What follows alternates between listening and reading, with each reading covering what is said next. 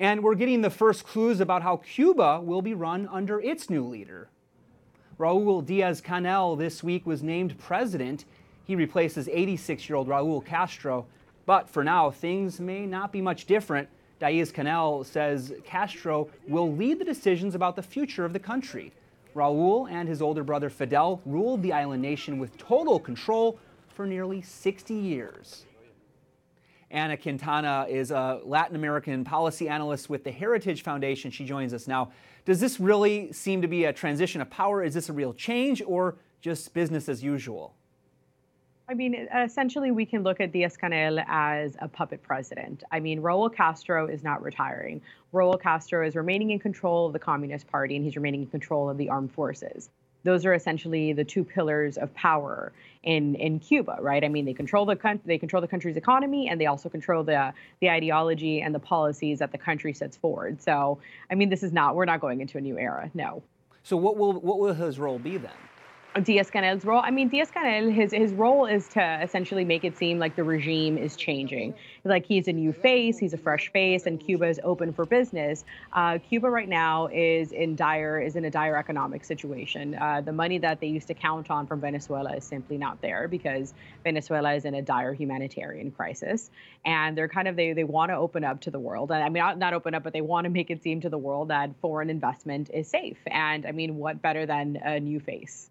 One of the things that he said was that he wants to reform the economy, but he also made it very clear that he's going to preserve the communist regime. So will the average person on the streets, the average worker for the government there makes, what, $30 a month? So is there any hope that things will get better for those people, the normal Cuban citizens? The average Cuban monthly wage is about $20-ish a month, right? $20-ish in U.S. currency. There's really no such thing as dictator down economics, right? I mean, like a dictator does not economically empower his people to the point where they will then foment a political kind of revolution, because then that's what's next, right? You have your economic needs met. Now you're going to want to have your political needs met. So we should not expect for Diaz-Canel to kind of change the economic system to a point where there will be political change. I mean, he himself yesterday said that, yes, I want to reform Cuba's economic system, but we will never revert to capitalism. I mean, he's telling us he's essentially predicting the future. Well, President Obama tried to open up U.S. relations in an effort in a way to help. They thought that having business ties would help lead to increased human rights in the country. And then President Trump has reversed many of those changes. So what do you think the right approach should be for the U.S. government in relation to Cuba?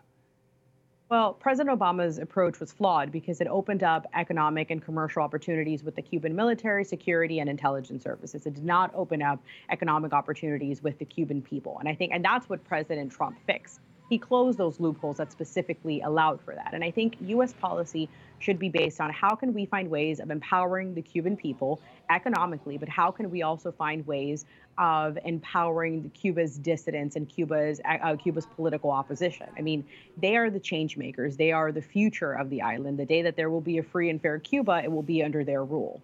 What about for the Catholics in the country? I think there's many Catholics that live in Cuba. Will things improve for them? Unfortunately, it doesn't seem to be that way. Diaz-Canel, when he was Minister of Education, he shut down a ton of school programs run by the Catholic Church. He seems to have an open hostility, just like his predecessors, to religious freedom on the island. So I don't think things are looking well. Okay, well, Ana Quintana studies Latin America for the Heritage Foundation. Thank you so much for your time today. Thank you.